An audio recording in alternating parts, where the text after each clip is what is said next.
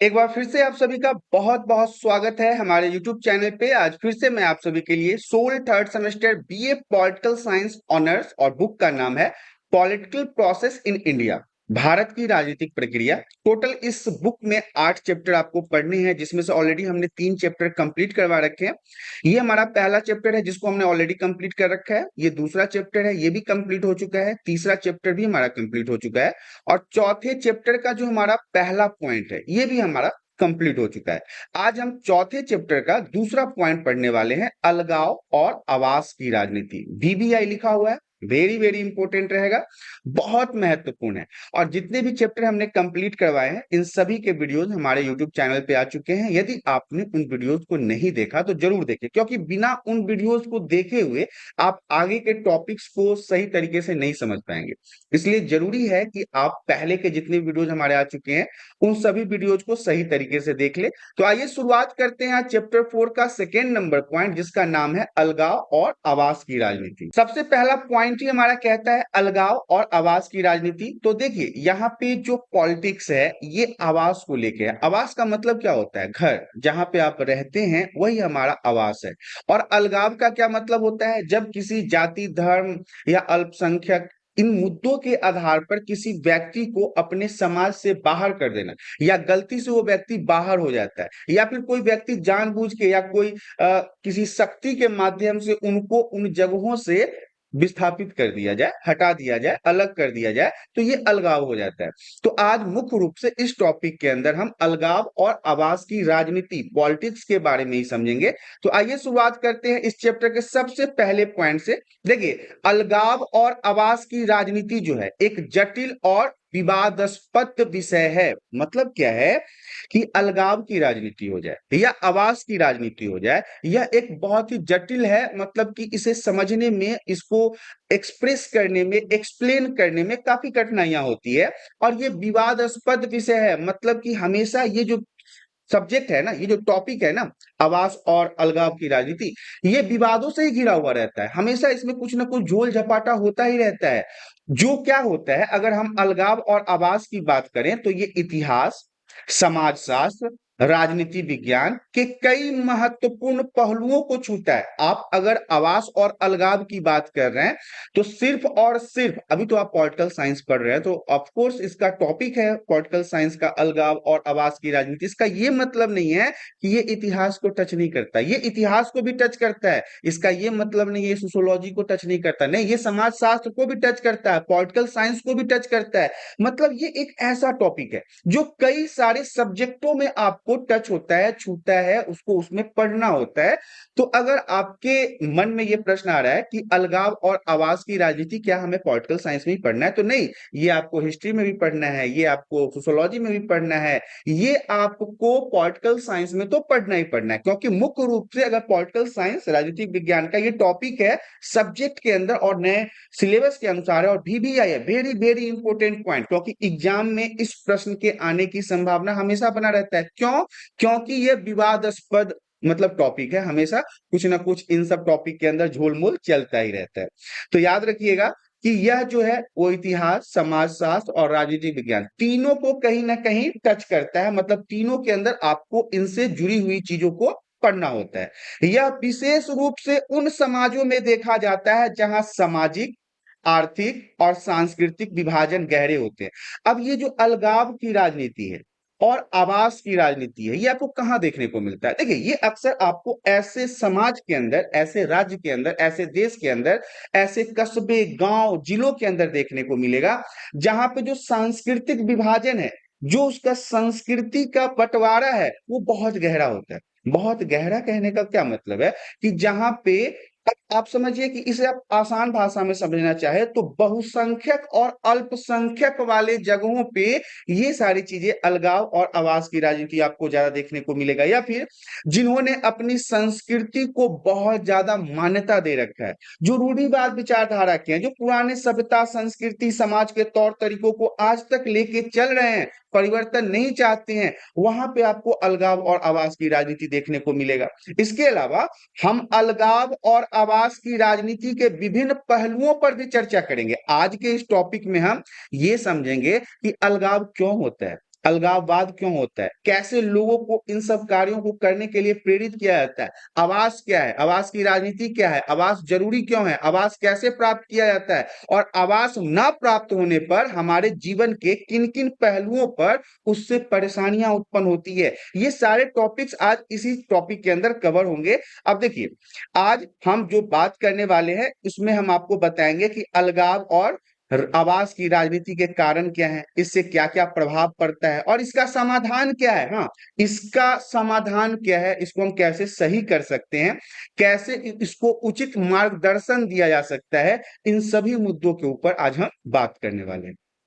अलगाव की राजनीति को समझ लेते हैं कि अलगाव की राजनीति क्या होता है। तो अलगाव की राजनीति का मूल आधार उस सामाजिक व्यवस्था में निहित है जहां किसी समूह को, याद रखिएगा, अलगाव, अभी मैं आवास की बात नहीं कर रहा हूं क्योंकि हमें पढ़ना अलगाव और आवास दोनों की राजनीति के बारे में है, लेकिन वर्तमान में फिलहाल मैं आपको अलगाव की राजनीति को समझा रहा हूं कि अलगाव जो होता है उसका जो मूल आधार है, कैसे शुरुआत होता है, उसकी जड़ें कहाँ हैं।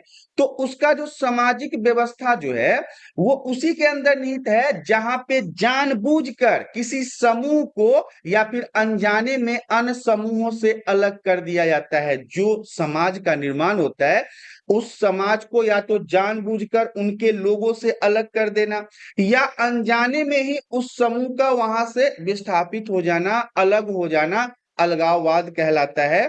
अलगाववाद में अक्सर आपने नस्ल, जाति, धर्म, लिंग या आर्थिक स्थिति के आधार पर ही इनका अलगाववाद होता है। जब भी कोई व्यक्ति अपने समाज से विस्थापित होता है या बिछड़ता है या अलग होता है तो या तो वो नस्ल के कारण होता है, या फिर वो जाति के कारण होता है, या फिर वो धर्म के कारण होता है, या फिर वो लिंग के कारण होता है, या फिर वो अपनी आर्थिक स्थिति, पैसे, आजीविका, रोजगार, व्यापार के कारण भी अपने समाज से अलग होता है। तो यहाँ पे ध्यान देने वाली बात है, अलगाववाद में समूह को या तो जानबूझकर अलग कर दिया जाता है या फिर अनजाने में ही वो अपने समाज से अलग हो जाते हैं, और इसका आधार जो है वो नस्ल, जाति, धर्म, लिंग या आर्थिक स्थिति को माना जाता है। इतिहास के अंदर, हिस्ट्री में अलगाव की नीति का सबसे स्पष्ट उदाहरण दक्षिण अफ्रीका में अपार्थेड प्रणाली थी, जो कि आपको याद होगा दक्षिण प्रणाली में जब ये महात्मा गांधी का नाम लेते हैं तो महात्मा गांधी भी वही थे। वहां पे काले गोरे का एक बहुत ही बड़ा वो चल रहा था, श्वेत और कालों के बीच में बहुत लड़ाइयां चल रही थी, अधिकारों को लेके, अपने मांगों को लेके, मूल अधिकारों को लेके, नीति के लेके, संविधान में अधिकार को लेके। तो ये जो था इसे हम कहते हैं अपार्थेड। देखिए ये क्या हुआ था कि श्वेत अल्पसंख्यक ने क्या किया, मतलब जो गोरे लोग थे उन्होंने अन्य जाति समूहों को आर्थिक और राजनीतिक अधिकारों से वंचित कर दिया। ये जो गोरे लोग थे वो काले लोगों की वैल्यू नहीं करते थे, उन्हें राजनीति में अधिकार नहीं था, उन्हें मत का अधिकार नहीं था, उन्हें समाज में बोलने का अधिकार नहीं था, उनके बच्चों को स्कूल में पढ़ने का अधिकार नहीं था। तो ये एक जीवंत उदाहरण माना जा सकता है, एक अच्छा उदाहरण माना जा सकता है अलगाववाद का। अब अगर एक ही देश, एक ही राज्य, एक ही डिस्ट्रिक्ट, कस्बा में रहने वाले व्यक्तियों के साथ अगर समानता का अधिकार न हो, उनके साथ भेदभाव किया जाता हो, तो ऐसे में आप क्या कह सकते हैं, यहां से वो जो लोग हैं जिनके साथ ये भेदभाव होता है वो अलग हो जाएंगे, और अलग होने के बाद वही वाद लग जाता है तो अलगाव वाद हो जाता है। तो यहाँ पे आपने उदाहरण के रूप में समझ लिया कि क्या उदाहरण है, कैसे उदाहरण है, और इन उदाहरणों को आप कैसे समझेंगे वो भी मैं आपको आगे समझाता हूं। अलगाववाद के उद्देश्य को समझ लेते हैं। अक्सर प्रभुत्वशाली, प्रभुत्वशाली मतलब शक्तिशाली व्यक्ति, शक्तिशाली समाज, शक्तिशाली सरकार, शक्तिशाली लोग का समूह सत्ता में बनाए रखना और अन्य समूहों की आवाज को दबाना होता है। देखिए अलगाववाद का उद्देश्य क्या है, क्यों लोग अलगाववाद को बढ़ावा देते हैं, अपना रोटी सेकने के लिए। जो शक्तिशाली व्यक्ति हैं, जो पैसे वाले हैं, जो प्रभुत्व वाले हैं, वो सत्ता में खुद को बनाए रखने के लिए अन्य समूहों के आवाज को दबा देते हैं, उन्हें बोलने नहीं देते, उनके अधिकारों का हनन करते हैं ताकि अलगाववाद बना रहे। यह सामाजिक, आर्थिक, शैक्षिक असमानता को बढ़ाता है। जब भी अलगाववाद आएगा ना तो ये सिर्फ लोगों से लोगों को नहीं बांटता है। अगर अलगाववाद आता है तो समाज में सामाजिक स्तर में भी बदलाव आता है, लोगों के मन में मनमुटाव आता है। वो पहले की तरह एक व्यक्ति के साथ दूसरे व्यक्ति के साथ घुल मिल के नहीं रह पाते हैं। आर्थिक स्थिति में प्रॉब्लम आता है, उनके रोजगार में, उनके व्यापार में, उनके पैसे कमाने के तौर तरीके में भी अलगाववाद का असर देखने को मिलता है। शैक्षिक असमानता हो जाती है, लोगों के पढ़ने लिखने, शिक्षित बनने के समय में जब ये अलगाववाद आ जाता है तो वो पढ़ने लिखने में असमर्थ हो जाते हैं, वो पढ़ नहीं पाते हैं, शिक्षित नहीं बन पाते हैं। तो आप समझ सकते हैं कि अलगाववाद से समाज के किन किन स्तरों में परेशानियां बढ़ती है। समाज में तो बढ़ती ही है, आर्थिक स्तर पर भी इसका प्रभाव पड़ता है, शैक्षणिक स्तर पर भी प्रभाव पड़ता है और संस्कृति पर भी पड़ता है। आपकी जो संस्कृति है, आपका जो धरोहर है, जिस संस्कृति को आप लंबे समय से बाप दादा उनके दादा के समय से जो लेकर चलते आ रहे हैं, इस पे भी इसका असर पड़ता है। इससे अंततः समाज में अधिक विभाजन और अस्थिरता उत्पन्न होती है। अब समाज में क्या होता है, जब ऐसी स्थिति उत्पन्न होती है, अलगाववाद होता है, तो इससे विभाजन होता है। समाज अलग अलग भागों में, अलग अलग जातियों में, अलग अलग धर्मों में, अलग अलग लिंगों में, अलग अलग समुदायों में टूट कर बिखर जाता है। जो पहले एक बड़ा समाज हुआ करता था, वो अलगाववाद के कारण छोटे छोटे खंडों में बट जाता है और समाज में अस्थिरता उत्पन्न होती है। जो समाज पहले बैलेंस हुआ करता था, अब वहां पे मारपीट, लड़ाइयां, झगड़े, गाली गलौज, लूट पाट, खसोट, ये सारी चीजें स्टार्ट हो जाती है। किन कारणों से? अलगाववाद के कारण से। उदाहरण के लिए मैं आपको बताना चाहूंगा, 20वीं सदी के मध्य में अमेरिका में नस्लीय अलगाव ने अफ्रीकी अमेरिकी समुदायों को निम्न गुणवत्ता वाले स्कूलों, आवास, नौकरियों तक सीमित कर दिया। देखिए, अब 20वीं सदी में क्या हुआ, ये एग्जाम्पल है, उदाहरण अगर आप समझते हो ना तो आपको स्टोरी याद रहेगी कि अलगाववाद में हुआ क्या था। अगर आपको उदाहरण याद रहेगा तो आप वहां पे स्टोरी जनरेट कर सकते हो, खुद से लिख सकते हो। तो 20वीं सदी में क्या हुआ कि अमेरिका और अफ्रीका में जो ये नस्लीय झड़प चल रहा था, काले गोरे का जो ये लड़ाई चल रहा था, इसके बाद गोरों ने क्या किया, कालों के लिए एक समाज ही अलग बना दिया, जहां पे कुछ सुविधा नहीं था, स्कूल नहीं थे, कॉलेज नहीं थे, अस्पताल नहीं थे, मतलब इनको निम्न स्तर का माना गया, नीचा जाति का समझा गया। मतलब कम शिक्षित लोगों के कारण, कम पढ़े लिखे होने के कारण, काले होने के कारण, नस्लीय भेदभाव होने के कारण इनको समाज से बहिष्कार कर दिया, अलग कर दिया, समाज से सबसे निम्न स्तर पे जाके रख दिया, जहां पे इनको स्कूलों की सही तरीके से सुविधा नहीं थी, जहां पे इनको आवास का सुविधा नहीं था, यहाँ पे इनको नौकरियां सही तरीके से नहीं कर पा रहे थे। तो ये एक उदाहरण है जो 20वीं सदी में अमेरिकी और अफ्रीकी लोगों के बीच में नस्लीय भेदभाव के रूप में जाना जाता है। नेक्स्ट पॉइंट हमारा कहता है आवास की राजनीति और इसका प्रभाव। अभी तक हमने अलगाववाद के बारे में पढ़ा। देखिए, मैंने आपको यहीं पे बताया था कि हम अभी यहाँ पे अलगाव और आवास दोनों को लेकर स्टार्ट हुए थे, क्योंकि हमारा टॉपिक यही है कि अलगाव और आवास की राजनीति से आप क्या समझते हैं। तो अभी हमने इस स्लाइड में और इस स्लाइड में सिर्फ और सिर्फ अलगाववाद के बारे में पढ़ा था, लेकिन अब हम आवास की राजनीति के बारे में पढ़ेंगे, क्योंकि दोनों टॉपिक सेम है, दोनों टॉपिक एक साथ है, दोनों टॉपिक को हमें साथ में लेके चलना है। तो अलगाववाद को तो हमने अभी समझा है, अब हम आवास की राजनीति और इसके प्रभाव के बारे में भी समझ लेते हैं। आवास की राजनीति का संबंध उन नीतियों, निर्णयों से है जो यह निर्धारित करती है कि किस प्रकार के लोग कहां और किस प्रकार के आवास में रहेंगे। देखिए, अब ये बड़ा इंपॉर्टेंट पॉइंट है जो आपको समझना है। आवास की राजनीति मतलब घर की राजनीति, छत की राजनीति, जहां पे आप रहते हो, इसकी राजनीति क्या है? तो इसका संबंध उस नियम और निर्णय के ऊपर है जो यह बताती है कि कौन सा व्यक्ति किन घरों में रहेगा, किन जगहों पे रहेगा, कौन झुग्गी में रहेगा, कौन फ्लैट में रहेगा, कौन कोठी में रहेगा और कौन सोसाइटी में रहेगा। ये डिसाइड इन्हीं नीति और निर्णयों के माध्यम से होता है कि किस प्रकार के लोग कहां और किस प्रकार के आवास में रहेंगे। इन नीतियों का सामाजिक और आर्थिक असमानता को बनाए रखने में महत्वपूर्ण योगदान हो सकता है। अब यहाँ पे देखिए मुद्दा क्या आ गया कि ये जो नीति है, ये जो निर्णय है, ये जो नियम है कि कौन व्यक्ति किस तरह के आवास में रहेगा, शायद इन नीतियों से सामाजिक और आर्थिक असमानता को बनाए रखने में महत्वपूर्ण योगदान हो सकता है।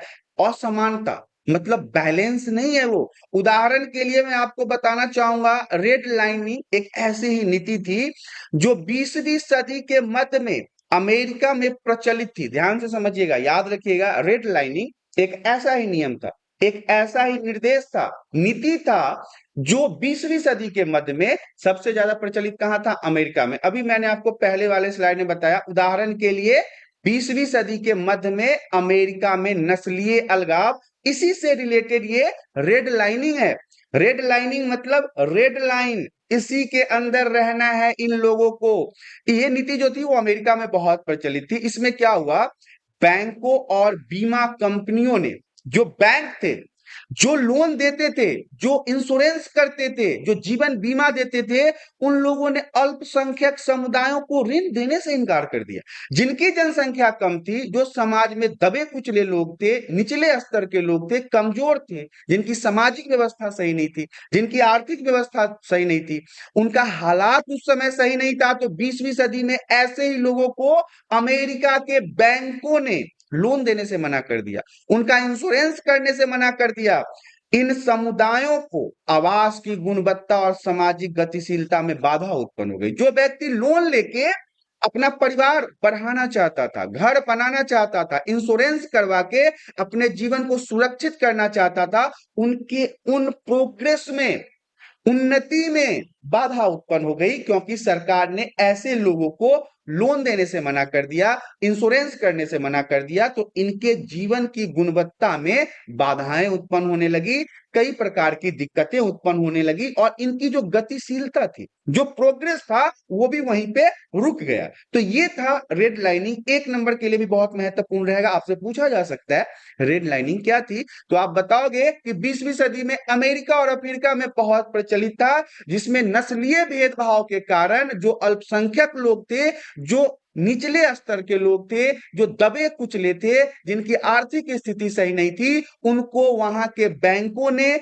वहां के इंश्योरेंस कंपनियों ने पैसे देने से मना कर दिया, ऋण देने से मना कर दिया, लोन देने से मना कर दिया, उनके जीवन का इंश्योरेंस करने से मना कर दिया। तो ये हमारा आवास की राजनीति और इसका प्रभाव के बारे में था। आगे और भी हम जानेंगे कि आवास की राजनीति में हमें और क्या महत्वपूर्ण मुद्दों को जानना है।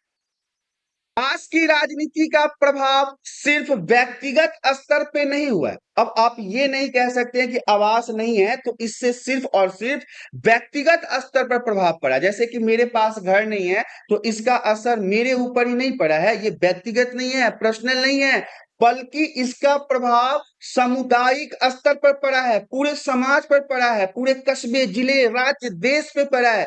अगर एक समुदाय से कुछ व्यक्ति कट के अलग हो जाते हैं, उनके पास घर नहीं है, उनके पास शिक्षा नहीं है, उनके पास भोजन नहीं है, तो इसका असर धीरे धीरे समाज पे पड़ना शुरू होता है। समाज इन कुप्रभावों को देखता है, इसलिए मैंने यहाँ पे बताया है, बल्कि सामुदायिक स्तर पर भी इसका प्रभाव पड़ता है।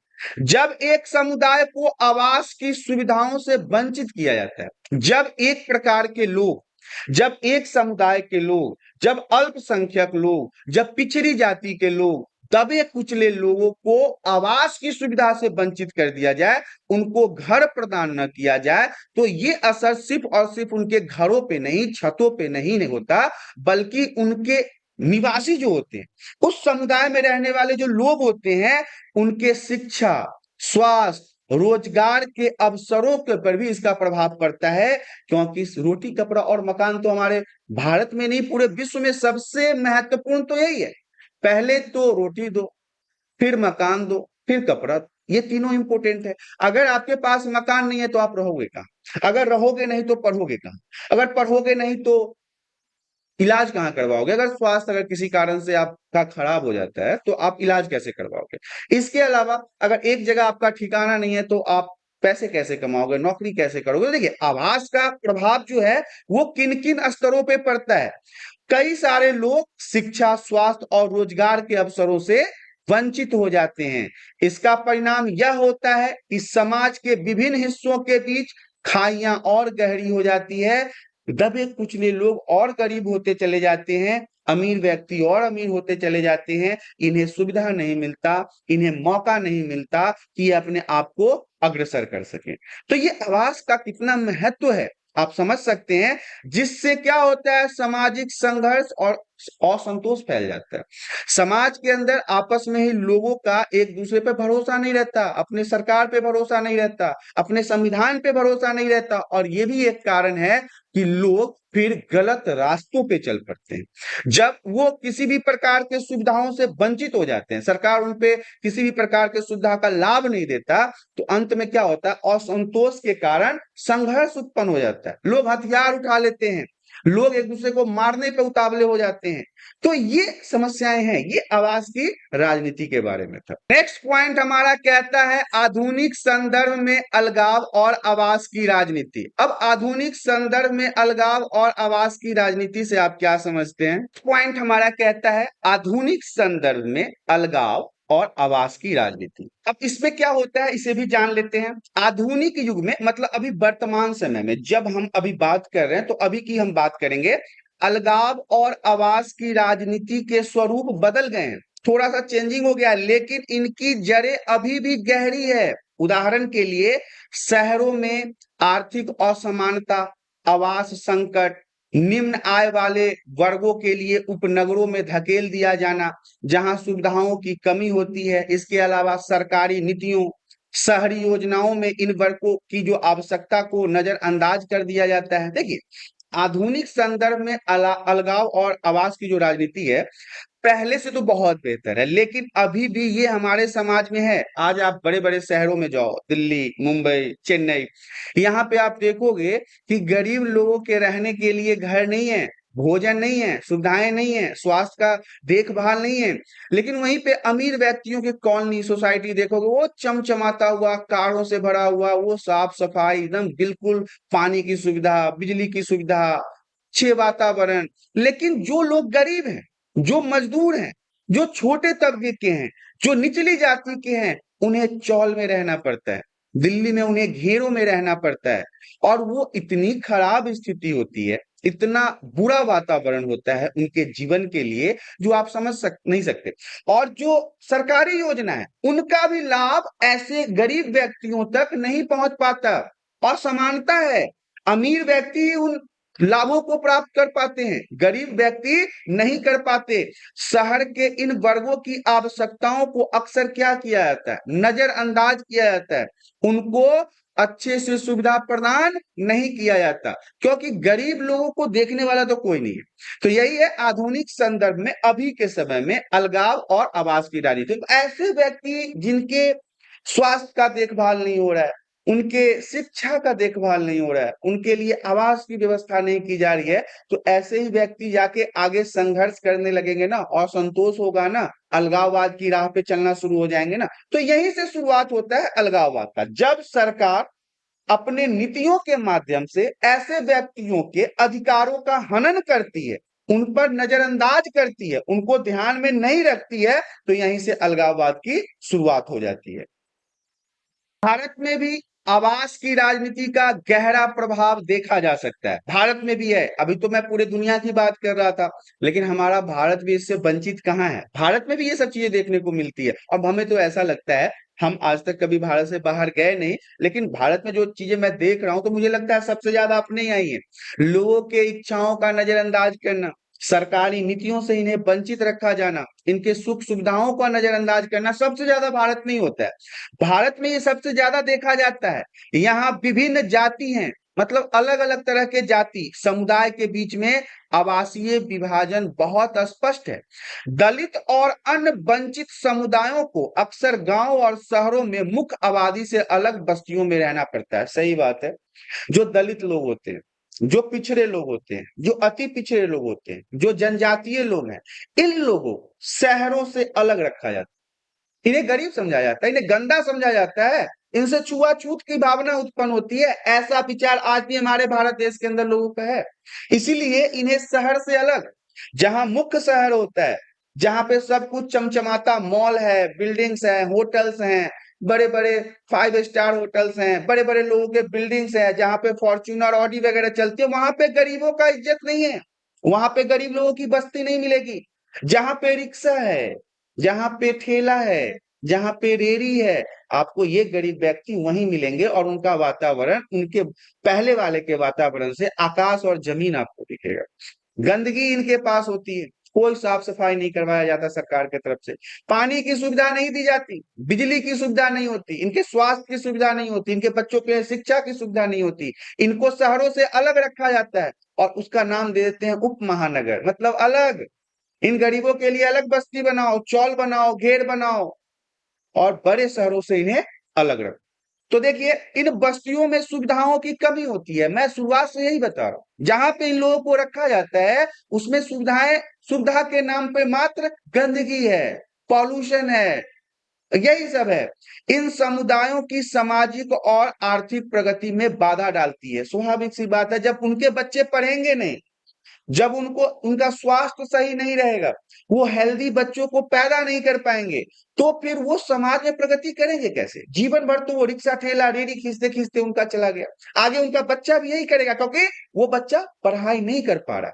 जब व्यक्ति अगर अपने जीवन में किसी बच्चे को कुछ भी करना है, अगर हम अपनी ही बात कर ले, हमारे माता पिता के पास ऐसा पैसा नहीं है जिससे हम बिजनेस कर सके, तो मात्र एक यही रास्ता है जो आप अभी कर रहे हो, पढ़ाई, शिक्षा। ये आपके तकदीर को बदल सकता है, आपके रंग रूप रेखा को बदल सकता है, आपके सामाजिक स्तर को बदल सकता है, आर्थिक स्तर को बदल सकता है, सिर्फ और सिर्फ शिक्षा।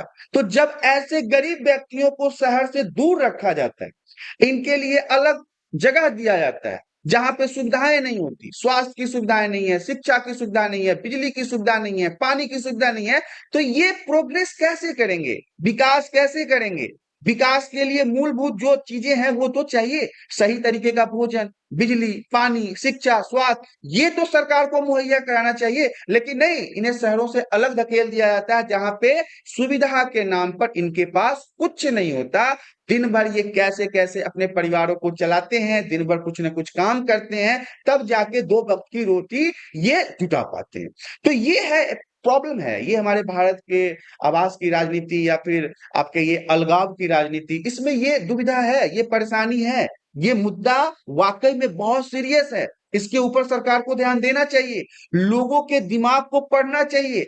वही अपने जो आप चुनाव में वादा करते हो, तो क्या वो वादा सिर्फ और सिर्फ अमीरों के लिए होता है? वो गरीबों के लिए भी होता है, क्योंकि भारत का संविधान उन सभी लोगों को समानता का अधिकार देता है। जितना अधिकार आपने अमीरों को दे रखा है, जितना आपके साथ अमीर लोग आपसे फायदा उठा रहे हैं, उसका फायदा गरीबों को भी तो दो, समानता का अधिकार तो दो, श्रेणी में तो लाओ। शहरों से बाहर धकेल दोगे, शिक्षा नहीं दोगे, पानी नहीं दोगे, तो वो क्या जीवन में प्रोग्रेस कर पाएगा? तो ये हमारे भारत की आवास की राजनीति का गहरा प्रभाव है हमारे जीवन में जो देखने को मिलता है। सबसे पहले सरकार को ऐसी नीति लागू करने की आवश्यकता है जो सभी नागरिकों को समान अवसर प्रदान करे। सभी नागरिकों को समान अवसर प्रदान करने का मतलब यह है कि हमारे भारतीय संविधान के माध्यम से सभी लोगों को समान अधिकार प्राप्त है, सभी समान है, सभी एक जैसे हैं। इसीलिए ऐसी नीति और ऐसे नियम का निर्माण करो जिससे समान अवसर प्रदान हो, और यह सुनिश्चित किया जाना चाहिए कि आवासीय योजनाओं और शहरी विकास के कार्यक्रम में वंचित और हाशिए पे रहने वाले समुदाय को प्राथमिकता दी जाए। अब यहाँ पे एक नया मुद्दा निकल के सामने आया है कि ऐसा समाज जो हाशिए पे होता है। तो देखिए, हाशिए पे होने वाले समुदाय का मतलब है कि ऐसे अल्पसंख्यक, ऐसे जाति धर्म लिंग के लोग जिनको समाज से किनारा कर दिया जाता है, जिनको समाज से अलग कर दिया जाता है, ऐसे समाज के लोगों को हम कहते हैं कि ऐसा समाज हाशिए पे होता है, मतलब कि अलग होता है। तो सरकार को ऐसे नीति और नियमों का निर्माण करना है जिससे समाज के अंदर रहने वाले सभी लोगों के लिए समान अधिकार हो, समान व्यवस्था हो। हालांकि संविधान तो हमारा यही कहता है, लेकिन आज भी वर्चस्व वाले लोग, शक्तिशाली लोग गरीबों को दबाने की कोशिश करते हैं। अति पिछड़ा निचली जाति के लोग, जनजाति के लोगों के हक की डिमांड कोई नहीं करता, वो पिछड़ते जा रहे हैं। हाँ, हालांकि कुछ कुछ क्षेत्र ऐसे हैं जहां पे अब ये लोग अपने आप को शिक्षित करके समाज के हिस्सेदारी में अपना योगदान दे रहे हैं, लेकिन आज भी भारत में बहुत जगह ऐसी है जहां पे इन सभी लोगों के हक की लड़ाई लड़ने की कमी देखी जाती है। दूसरे नंबर पे हम कह सकते हैं कि शिक्षा और जागरूकता अभियान चलाने जाने चाहिए। देखिए, शिक्षा अगर शिक्षित किया जाए व्यक्तियों को, उन्हें जागरूक किया जाए, और ऐसे अभियान से क्या होगा कि इन लोगों को अग्रसर होने का, प्रगति करने का मौका प्राप्त होगा। समाज में मौजूद पूर्वाग्रहों और भेदभाव को कम किया जा सकता है। हमें पता है कि आज से कुछ साल पहले, 50 साल, 100 साल, 200 साल पहले हमारे समाज में छुआछूत जैसी भावना थी, गरीबों की इज्जत नहीं थी, अत्यंत पिछड़ा, अति पिछड़ा, निचली जाति के लोग, दलित, पद दलित लोगों के साथ जाति की जाती थी। तो ये भेदभाव बहुत हद तक कम हुआ है। अब हम सभी पढ़े लिखे लोग इन भेदभावों को नहीं मानते। मैं ये नहीं कह रहा हूं कि निचली जाति के लोग ही, अब उचली जाति या कोई भी जाति हो, इन तरह के भेदभावों को वो अपने अंदर नहीं पाल रहे। खासकर शहरों की बात अगर कर ली जाए तो शहरों में ऐसी व्यवस्था है जिसके माध्यम से ज्यादातर लोग हम एक दूसरे को समानता की नजरों से देखते हैं। यहाँ पे कोई जाति नहीं है, कोई लिंग का भेदभाव नहीं है, सभी अपने अपने कमाने खाने और साथ में समय बिताने में व्यस्त रहते हैं। अधिकारों के प्रति जागरूक होना बहुत जरूरी है। लोग कहीं के भी हो, निचले जाति के हो, उचली जाति के हो, मध्यम जाति को, उनको अपने अधिकारों का नॉलेज होना चाहिए, तब वो अपने अधिकारों का डिमांड कर सकते हैं। सरकारी नीतियों में उनकी भागीदारी सुनिश्चित होनी चाहिए। सरकार के नीति, नियम, संविधान के अंदर जितने भी जनता के लिए अच्छे कार्यों को बढ़ावा देने के लिए अनुच्छेद बनाए गए हैं, नियम बनाए गए हैं, नीति बनाए गए हैं, इसमें जनता की भागीदारी होनी चाहिए।